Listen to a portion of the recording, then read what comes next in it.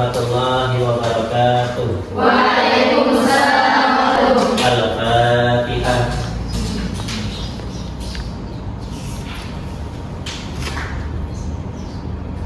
Selamat siang mahasiswa semuanya. Melanjutkan materi yang sebelumnya, bahwasanya kita membahas tentang living Quran. Living Quran masih ada yang ingat? Coba saudari Palak, silakan. Living Quran adalah pendekatan dalam studi Al-Quran yang berfokus pada bagaimana teks suci Al-Quran dapat dipahami, dihayati, dipraktekkan oleh masyarakat dalam kehidupan sehari-hari. Ya, benar. Oleh sebab itu, ini adalah contoh living Quran, yang mana contoh judul living Quran yaitu spiritualitas mujahadah Al-Quran dan penguatan sumber daya manusia. Studi praktik Riyadhah 40 hari khatam Al-Quran di Pondok Pesantren Yogyakarta dan Pondok Pesantren Sumatera Selatan. Ini adalah penelitian living Quran dua tempat yaitu dua tempat pondok pesantren. Yang satu di Pondok Pesantren Sumatera Selatan, yang satu di Yogyakarta. Lanjut ke latar belakang masalah. Ada beberapa poin latar belakang masalah.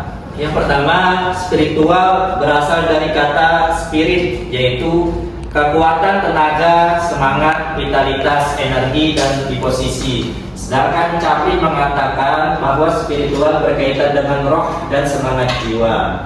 Selanjutnya, mujahadah Al-Quran merupakan salah satu ibadah dan upaya kita untuk memantapkan dan melancarkan hafalan Al-Quran. Jika kita lihat secara manawi, kata mujahadah artinya bersungguh-sungguh. Jadi mujahadah Al-Quran berarti sungguh-sungguh dalam memelihara atau membaca Al-Quran.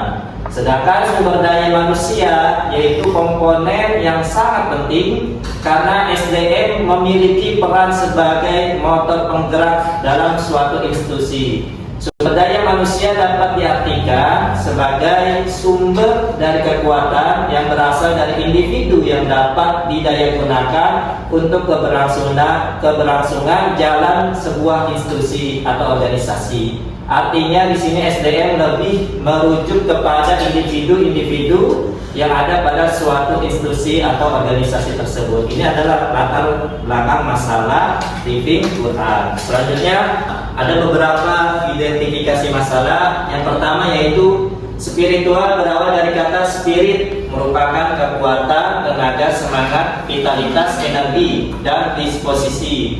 Nah, selanjutnya mujahadah Al-Quran merupakan salah satu ibadah dan upaya kita untuk memantapkan dan melancarkan hafalan Al-Quran. Yang ketiga, pendekatan-pendekatan seperti penjernihan hati, zikir, dan puasa, inilah yang akan melahirkan kekuatan semangat jiwa dan spiritualitas yang baru bagi penghafal Al-Quran. Selanjutnya next, yang mana ada pembatasan masalah. Di sini kita membataskan masalah karena masalah living Quran tentang spiritualitas mujahadah Al-Quran sangat banyak. Oleh sebab itu kita membatasi, ada dua pembatasan. Yang pertama, spiritualitas penghafal Al-Quran terhadap pelaksanaan khatam Al-Quran 40 kali berturut-turut. Yang kedua, spiritualitas penghafal Al-Quran terhadap pemaknaan khatam Al-Quran 40 hari berturut-turut. Lanjut, rumusan masalah. Nah, rumusan masalah ada beberapa poin. Yang pertama, bagaimana pelaksanaan khatam Al-Quran 40 hari berturut-turut yang dilakukan oleh penghafal Al-Quran di Pondok Pesantren An-Nur dan Pondok Pesantren Al-Ittifaqiyah. Yang kedua, bagaimana pemaknaan khatam Al-Quran 40 hari berturut-turut yang dilakukan oleh penghafal Al-Quran di Pondok Pesantren An-Nur dan Pondok Pesantren Al-Ittifaqiyah. Next, selanjutnya tujuan dan kegunaan penelitian. Yang pertama, tujuan penelitian yang pertama mengungkapkan pelaksanaan khatam Al-Quran 40 hari berturut-turut yang dilaksanakan oleh para penghafal Al-Quran di Pondok Pesantren An-Nur dan Pondok Pesantren Ittifaqiyah yang berada di Provinsi Sumatera Selatan dan Yogyakarta. Yang dilaksanakan para penghafal Al-Quran di Pondok Pesantren An-Nur dan Pondok Pesantren Al-Ittifaqiyah di Sumatera Selatan dan Yogyakarta. Selanjutnya penelitian. Yang pertama menambah hasanah literatur living Quran. Yang kedua sebagai referensi. Yang ketiga sebagai komparasi kultural. Nah, selanjutnya ada kajian pustaka. Nah, di sini ada beberapa kajian pustaka. Nah, kita kajian pustaka itu membandingkan perbedaan dan persamaan peneliti kita dan peneliti sebelumnya. Perbedaannya apa, persamaannya apa, lalu kita analisis. Nah, selanjutnya metode penelitian. Nah, objek penelitian itu objeknya merupakan mengenai tentang spiritualitas, mujahadah Quran dan penguatan sumber daya manusia studi praktik riyadhah 40 hari khatam Al-Quran di Pondok Pesantren An-Nur dan Pondok Pesantren Al-Ittifaqiyah. Itu selama pengamalannya selama kurang lebih 40 hari. Nah, 40 hari diamalkan dengan membaca Al-Quran sehari khatam dari 24 jam itu harus khatam dengan keadaan berpuasa. Selanjutnya sumber data. Next. Nah, ada data primer, ada data sekunder. Lanjut, selanjutnya teknik pengumpulan data. Yang pertama observasi, yang kedua wawancara, yang ketiga dokumentasi. Selanjutnya ada metode analisis yang keempat. Selanjutnya hasil penelitian. Yang mana hasil penelitian riyadhah 40 khatam Al-Quran di Pondok Pesantren Al-Ittifaqiyah itu dia mewajibkan sebelum tes mungkin mendapatkan sanad dia harus riyadhah 40 atau riyadhah atau mujahadah 40 kali khatam Al-Quran. Dengan cara seperti apa? Dengan cara pertama dengan keadaan berpuasa.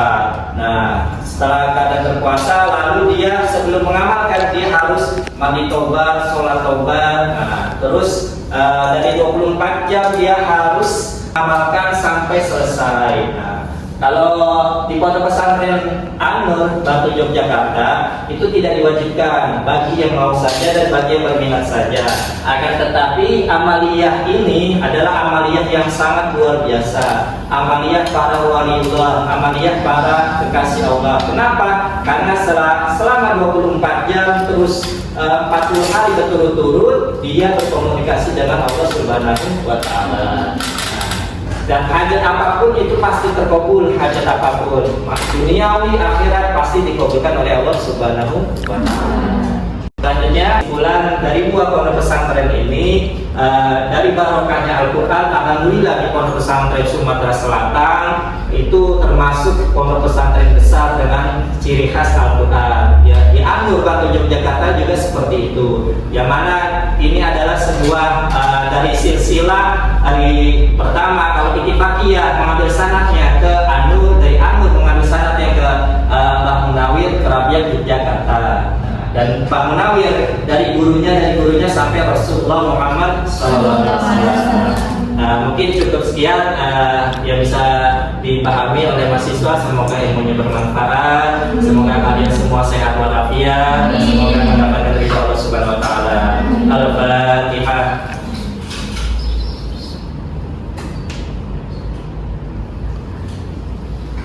Wassalamualaikum warahmatullahi wabarakatuh.